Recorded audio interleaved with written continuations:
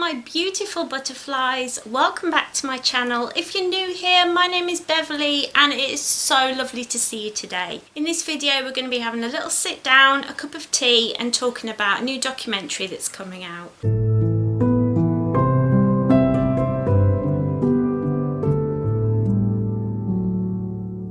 So before we start this video, I just want to give a quick little disclaimer that I was gifted early access to see this film. It was very kindly given to me after I emailed and asked if I could review the film. All views, opinions, thoughts are my own. I'm not being paid or told what to say. But as always, before we get to the review, we need to talk about the brew. Today's brew is Twinings. It's called Ginger and it's a green tea. This is because I have a lot of stomach issues and ginger is really great for nausea and for calming your stomach down. I've just had my lunch, so I'm going to have a nice cup of ginger tea. Now, this film I was really excited about. I've been excited about it for, well, a long time now. I follow the blog of the woman who made this film. Her name is Shannon Harvey and she's just an incredible woman. I really look up to her. She's a blogger, she's a journalist and she's a filmmaker, and she's somebody who I look up to because she's very skeptical on things and looks at things very logically, and that's the way I see things. Like I want to pick it apart and see. I often ask people questions and they're just like, why are you even thinking about that? And it's because I like to know the workings of things. I like to know what's going on in things. And that's why I enjoyed her first film, which was about chronic illness and her journey with chronic illness. And as you know, here on my channel, I talk very candidly about my own journey, as I do on my blog, which is called Blooming Mindfulness. And so because I myself put mindfulness and spirituality along with chronic illness here in my online life, this film felt like a perfect fit. So I immediately emailed as soon as I saw it was like coming out. I was like, can I please review this, because I'm so excited. And I sent them links to my own blog review and the video review that I did, which of course, as always, they will be down below as well. Check out that film because that's amazing. We aren't here to talk about that. We're here to talk about my year of living mindfully. Their latest film. She does these films with her husband Julian. They're a little tight-knit family and I love watching this woman deep dive into things that I'm personally interested in. It's really inspiring to see this woman go on this journey, because you can tell at the beginning of the film that she's very skeptical about mindfulness, and I think we all have to be skeptical, because whenever something is offered to you and sold as this cure-all, a bit like yoga, to the chronic illness community, you'll often get told, have you tried yoga? And much like that, if you have mental health issues these days, you'll often be asked, have you tried mindfulness? But it's not that simple. Mindfulness is something that's been practiced for, I think, thousands of years. It's something that has the potential to change your life, but you have to practice it. It's not something you just sit down on a yoga mat, close your eyes for a minute and there you go, you're cured, see ya. It's a journey, and that's what I loved about this film. She starts out as a woman who is doing well, but she's actually in the middle of a flare of her lupus. I think she says that she has lupus. And so she's in a flare, she's not doing too great at the beginning of the film, and you can tell that she really doesn't want to do it. There's one point where she shows herself, I think she's like in the bathroom at like 2:30 in the morning, and she's like tired, and we've all been there. If you've got chronic illness, you've been there, sitting there thinking, what am I doing? And she literally says, I've just been sat in my bed thinking, what am I doing this film about mindfulness when I can't even get to sleep at night? And that sets the tone for the whole film. It's so raw and she's so open all the way through it about her struggles. I mean, at one point she says, I absolutely hate mindfulness. I hate it. I hate being there with my thoughts. And I think that's the thing nowadays. We're kind of we never just sit quietly with our thoughts. We're always distracting ourselves. But the problem is those thoughts are still going on in the background. And this is something that I discovered myself when I started mindfulness journey, is that those thoughts are there. But in the past, I would have a thought that would trigger an episode of traumatic memories, horrible things that have happened to me. They would come to mind, or I would suddenly start thinking of somebody I'd hurt or upset in the past, or I would start worrying about something that's going to happen in the future, and I wouldn't know what had triggered those things. And so I would then pick up a film, or I would start reading a book or anything just to stop the thoughts. But this distraction doesn't work. And I think we've all discovered this. I think anybody who struggles with their mental health will tell you that distraction doesn't work. There's a guy in the film, I don't know who it is, I can't remember who it is who says it, but he talks about how if I play a loud noise and tell you to sit for a minute and think about that loud noise, but then if I say don't think about that loud noise, all you can think about is that loud noise, and it in fact feels like it gets louder because you're pushing against it. And she talks about how that's like living with pain. If you are constantly trying to distract yourself from the pain, that pain becomes more and more of a big thing in your life. And I found in my own personal journey, like before I was practicing mindfulness, I would find my pain felt so much worse. My pain relief never really took care of the pain that I was experiencing. But since practicing mindfulness, I will sit there and I'll be like, yes, I know you're hurting, legs. I know you're hurting. I'm going to sit here and I'm just going to let you relax. And I'm going to just, it's so interesting, because the moment I started doing that, instead of trying to distract myself, I now find that my pain relief is really good. The pain medications that I'm on work really well, and my pain levels feel lower. I don't know if they are or not, but they feel lower than they were. So that's really interesting, but that's anecdotal. And anecdotal is something that is interesting, but many people will tell you, including my husband, who's a police officer, will tell you that anecdotal evidence cannot always be trusted. And this is because, okay, imagine you have 7 people blindfolded standing around an elephant, and they all are told to just feel the little bit in front of them and then describe what they feel.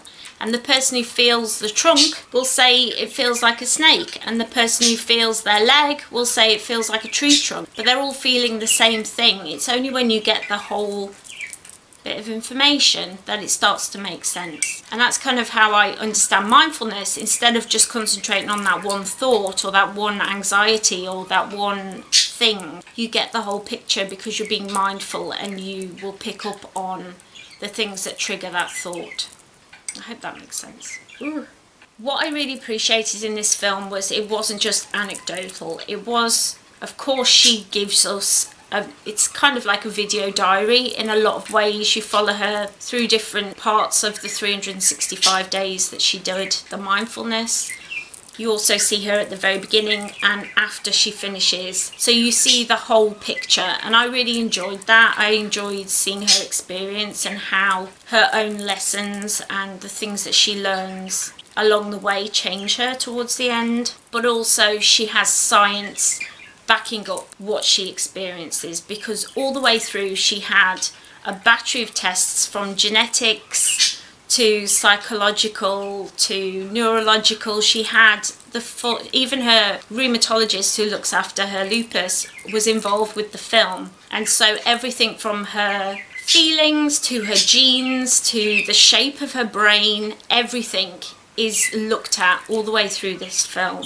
And I really appreciated that. It shows that science can back up things that we say when we say meditation helps. And a lot of people will say to me, oh, I tried meditation once, it didn't work for me. And I just, because it's a practice, it takes your whole life. There are people who will spend years and years and years just trying to do a minute of mindfulness. It's so interesting to see how it's documented in this film. And the beautiful part about it is at the end, she travels to, I think it's the border of Syria, to the biggest refugee camp in the world, where now they're testing out using mindfulness to help refugees who have been through horrific things that we thankfully can't even imagine. They are displaced, they're away from family and friends and loved ones, and struggling with things that we can't even wrap our brains around. And yet they did a case study of one of the refugees, and he said that mindfulness is not a luxury to him, it's his medicine. And that really like hit me full on in the face, and I was just like, yes, mindfulness is medicine to me as well. I just felt like this film really reinforced my own life choices, and the fact that I practice mindfulness has been met with derision and laughter and sometimes snarky remarks or eye rolls, and it makes you doubt yourself. But this film just really showed me that, yeah, you're right, Beverley, you know, it's not just the placebo effect, it's not just that I feel better, it's changing my brain, it's changing my brain chemistry and how my brain reacts to what goes on around me. And that was incredible, and I'm so thankful for this film, because now when people make me feel rubbish, I can just give them a link to watch this film, and hopefully it will also change their minds. They will give it a chance, because it's something that takes time. It's something that you have to do every single day. And if you do, it will rewire your brain. Your brain will change. You will feel better. And so yeah, if you've ever been skeptical about mindfulness, watch this film, because it is very balanced. It's put in a way that you feel like, yes, she looked into both sides. And there's even people who don't believe in mindfulness who are spoken to, or people who are very skeptical about it. There's people who think it's overhyped, and I have to agree. I think the minute white Westerners get involved with any kind of practice that's spiritual, like yoga, it can be twisted, monetized, it can be changed, turned into a buzzword where BuzzFeed or whoever write an article about it and everyone starts doing it for a little while, like eating avocado toast and doing yoga first thing in the morning in the middle of a busy New York street, you know, normal stuff. I just felt like this was a beautiful film. Well done, beautifully shot. There are some gorgeous shots of the refugee camp and of the people in the camp. They're not framed as victims, which I thought was beautiful. They just showed the reality and didn't make it like we're white people coming to save you kind of thing, which we can tend to do. I think we're brought up with that kind of white man will come and save you kind of mentality. What do they call it? Colonial thinking, you know? We're brought up with it. It's natural to feel that way. And I'm glad it wasn't framed in that way in this film.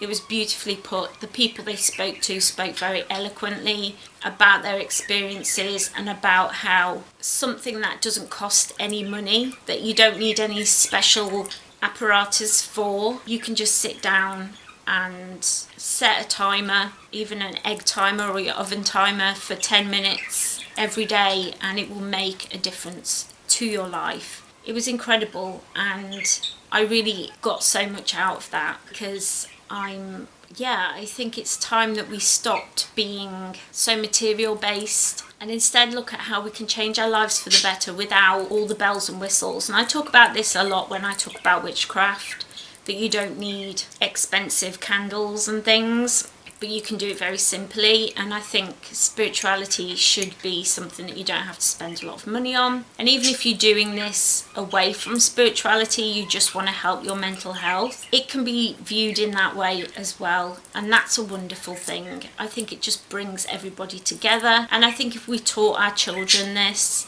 skill, and it is a skill. It's something that you learn over time. Maybe we will have in future adults that are better able to cope with trauma, better able to cope with the ups and downs of life. It's a thought and a question that I'm now putting to you. What do you think of mindfulness? Did you watch their other film? Are you going to watch this film? What do you think? Over this week, this film is free to watch. So I'm going to leave links down below in the description, as well as a link to their website, links to my blog post, which is where I've also done a review, as well as links to the tea that I'm drinking, which is so yummy. Links to everything will be down in the description, so don't forget to head down there, check everything out, go and give this film a watch. Even if you are so skeptical or you hate the sound of mindfulness and meditation, go and give it a watch and then come back and let me know what you think, because I would love to know.